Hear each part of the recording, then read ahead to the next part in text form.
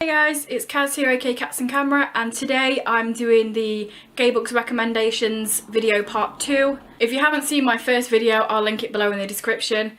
Basically, the first video has books that are contemporary and have the sexuality as the main focus.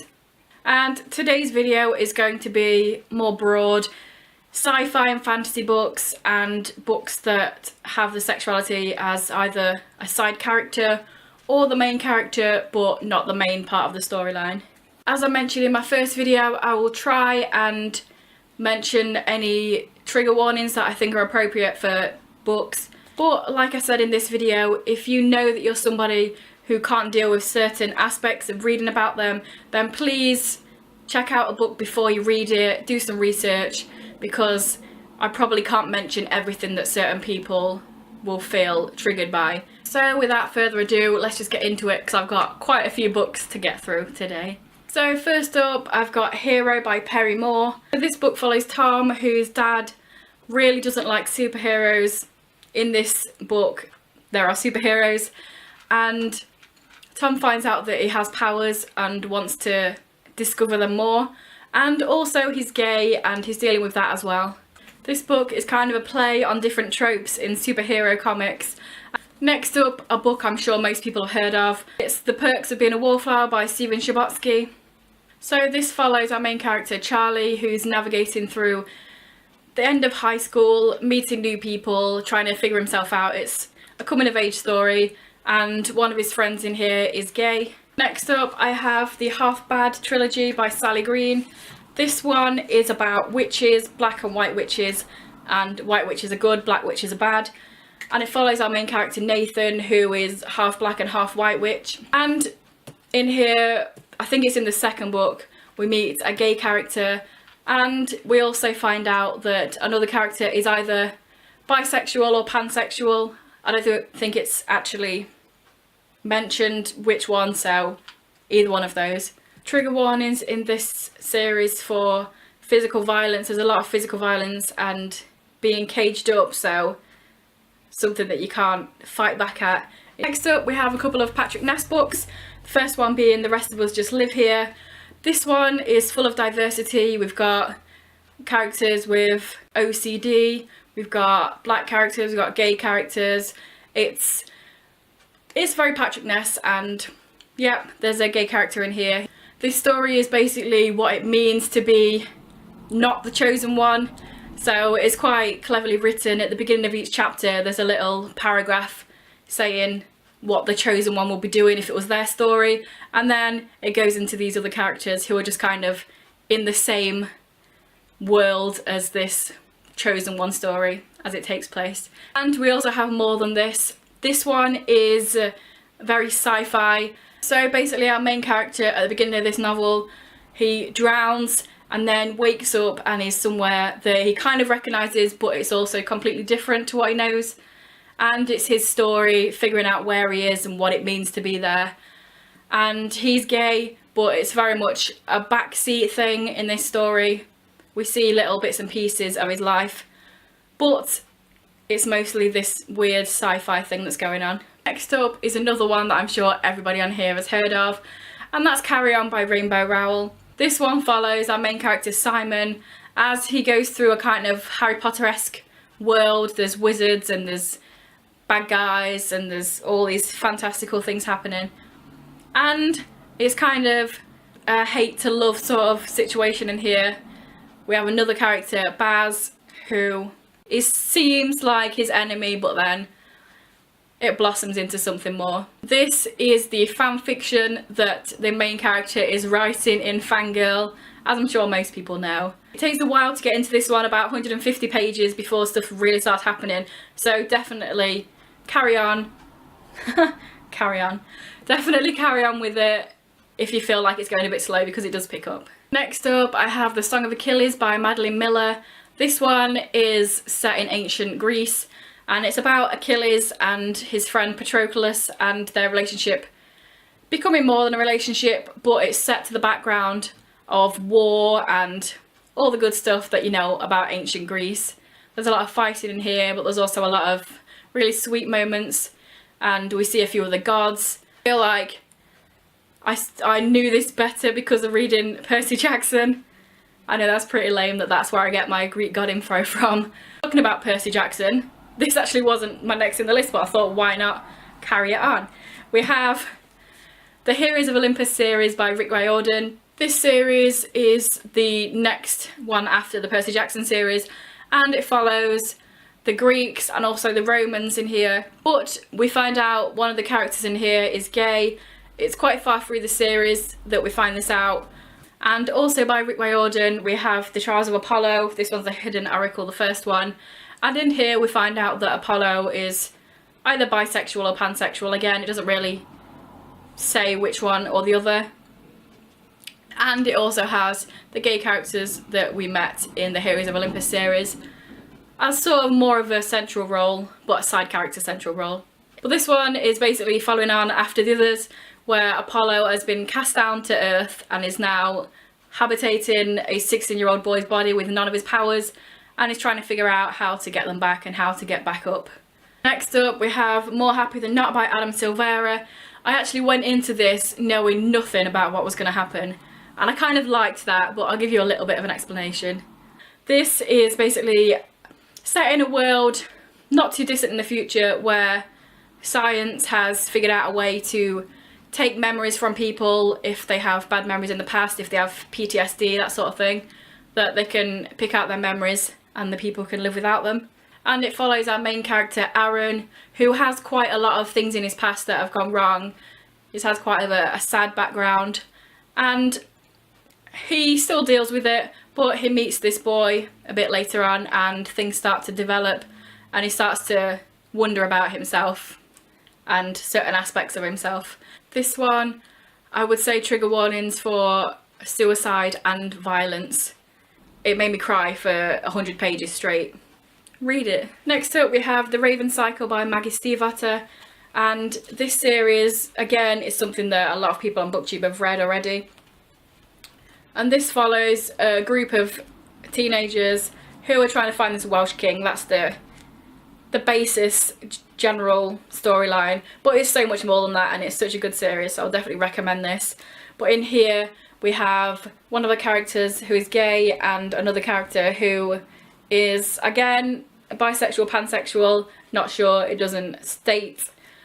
But this is such a good book. The sexuality sort of thing takes very much a backseat, but it is discussed throughout most of the books.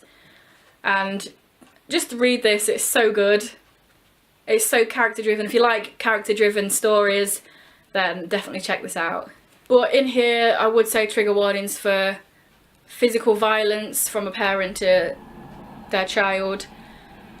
I feel like it's not written too badly, but if it's something that you're sensitive about, then just give it a think before you pick it up. Next up we'll talk about Cassandra Clare. We have the Infernal Devices series. This one has sort of the least amount of storyline to do with sexuality. Agnes Payne, who everybody knows is bisexual, is in here, but is very much a back character.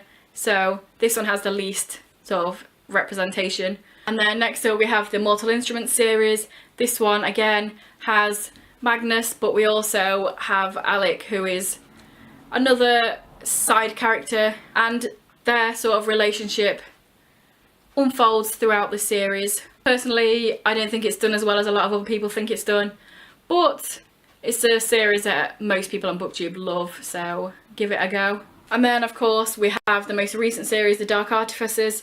This one again has the characters I've mentioned, but we also see a lot more representation. We see lesbian relationships in here, we see gay relationships, we see relationships between people that don't necessarily have a specific sexuality. It might be just because of the situation they're in. And we also have, I don't know if it's revealed more in the next book, 'cause I've not read it yet, but we also have another couple of characters who a lot of people feel like they're probably going to get together, but I'm not sure yet. So this one is my favourite out of all Cassandra Clare's books so far. I think it's written a lot better than the other ones, and the characters are better. Next up we have The Foxhole Court by Nora Sakovic. This is the first in a trilogy. This one basically follows our main character Neil, who has a really rough background. We sort of find out bits and pieces of it throughout the series, but he joins this Exy team, and Exy is a made-up sport in here, but I think it's done so well. I could literally picture an Exy game better than I could picture an American football game. That's how well it's written in here, so if you like sports, then definitely check that out. But the team he joins is full of different people who have all had some sort of trauma in their past, so we do see a lot of different things in here. There is sort of trigger warnings for violence, and I think it gets worse throughout the series. But one of the Exy team members is gay, and he's one of the sort of main team members that interacts with Neil. Next up we have The World of Normal Boys by K.M. Sowaleen, and this one is one of, or maybe the only book on this list that I've not read yet, so I can't go into too much detail. What this sounds like, it's about this main character who is in a family that's sort of normal, he has his average life, and then some sort of terrible thing happens and he starts rebelling and gets into a bad crowd with these other two people. And throughout this journey he's also has some sexual confusion. Because I haven't read this, I can't say if it has any trigger warnings for anything. It does say acts of rebellion on the back, but I don't know how bad things sort of get. Next up we have I'll Give You the Sun by Jandy Nelson. This one follows twins Jude and Noah, and it's told at two different points in time. So one of the twins is a few years ago and one of the twins is now, and we kind of piece together the story throughout the story. Noah, the male twin, is gay, and his part of the story has a lot of discovery in it and a lot of coming of age and finding a guy. Next up I have a couple of sort of middle grade books, and first up we have What's Up with Jodie Barton by Hayley Long. This is another book actually about twins, and basically it's just one of those sort of tween books where it's about liking boys and family and stuff, but we have a secondary character who is gay. And then we also have Kiss by Jacqueline Wilson.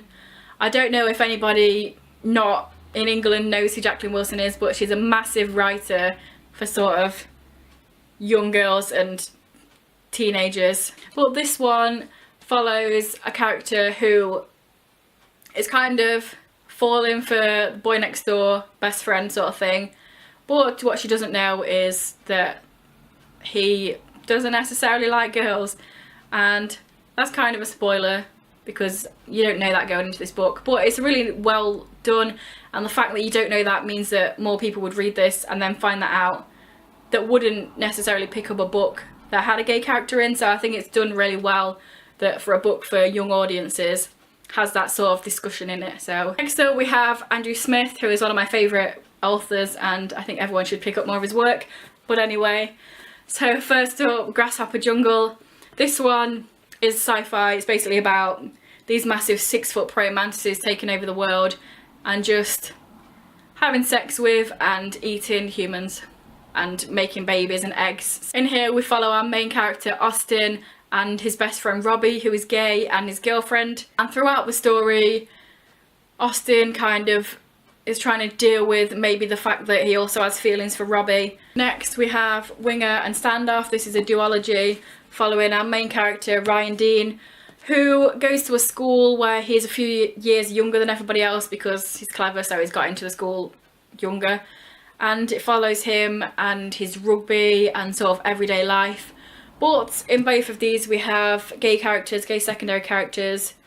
Next up we have Stick, and this is about our main character Stick. It's about his life. This one, trigger warnings for a lot of physical, mental and sexual abuse.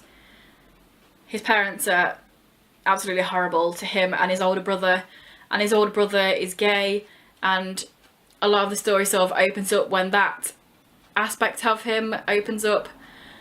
And also drug abuse, if that's something that triggers you. But this is one of those stories that's hard to read, but it's also really good. Also violence and murder. There's a lot of things going on in here, basically is what I'm saying, but it's a really good book and you should definitely check it out. And last but not least, of the Andrew Smith section, Passenger. This is the second book in the Marbury Lens duology, and this one is very much a backseat thing. It's very much near the end of the book that we see sexuality talked about, but it's still there in the book, and it's something that when it's talked about you kind of think of more things that have happened in the past two books and sort of things make sense and stuff. But this one, especially, obviously you're going to start with the first book so it makes sense. So for this one, trigger warnings for kidnapping and attempted rape, and also this series is a sci-fi series, so it takes place in the real world, but then they find these glasses that takes them to this other dimension, and in that other dimension there's a lot of violence and killing. And next up we have the Wicked and Divine series of graphic novels. This is by Gillen, McKelvey, Wilson and Cowles. And this one, basically all the characters are bisexual or pansexual in here. It's just not a big deal. This is about gods that every 90 years come down and are sort of a teenage pop star sort of thing for 2 years, and then crazy stuff happens. Next we have the Two series by John Layman and Rob Guillory, and in here we follow our main character Tony, who has the power to be able to taste things and find out sort of psychic impression about their background and what happened to them in the past. And in here we have a side character that's again another side character that's bisexual. Next up I've got a couple that either I'm not really a fan of, or a lot of people are not really a fan of the representation. I'm sure you know which book that is, but I thought I'd put it on here anyway. And the first one of those is Forgive Me Leonard Peacock by Matthew Quick. I wasn't a fan of this book. Leonard Peacock, who has decided that he's going to kill one of his best friends and kill himself on his birthday, and it sort of goes through different people that he wants to say goodbye to. And we have one of the secondary characters who is gay in here. It is a big part of that character's storyline, but it's not really a big part of the storyline overall. And last but not least, I'm sure you know what I meant when I said that, I've got A Court of Wings and Ruin by Sarah J Maas. This is the third book in the ACOTAR trilogy. In here we follow our main character Feyre, who at the beginning is a human who does something bad and then has to go to the Fey world, and it sort of branches off from there and turns into this big thing. But in this one we start meeting different characters of different sexualities. We have a little story about a couple of characters that are a female couple. We meet another character who is bisexual. We meet another character who is in a relationship with a guy who is also a guy. And we also have the controversy that everybody knows. We have one of the characters coming out as gay or as homoromantic, one might say, in here, that a lot of people didn't quite take as well as Sarah J Maas probably wanted them to. But it's definitely a series you should check out. The second one is such a good book. Obviously you need to read the first one to know what's going on. So yeah, that concludes my second part of these videos. I hope you've enjoyed this one. I hope you've enjoyed the other one. If you haven't watched it, again, I'll leave the link below. There's a lot more books on here. Over the past two videos, I've talked about over 50 books in series, but I genuinely do have another over 50 on my Amazon wishlist that I keep. Comment below if I didn't mention in this video or the last video some books that you enjoy. Also keep your eye out for my haul at the end of the month, because it's Pride month, so obviously I've picked up quite a few books that fit on the LGBT spectrum. And yes, I do mean LGBT, not just gay and bisexual, which I normally go for. If this is your first video by me, then please check out some more. Probably the first part of this one would be a great place to start. But if you carry on enjoying my videos, then please subscribe, that'll be awesome. Don't forget to check back, because next week I will be talking through all of the films that I own that have gay representation, and the week after that I'll be talking about some TV recommendations as well. So if you enjoy these, then please come back over when they come out and check them out as well.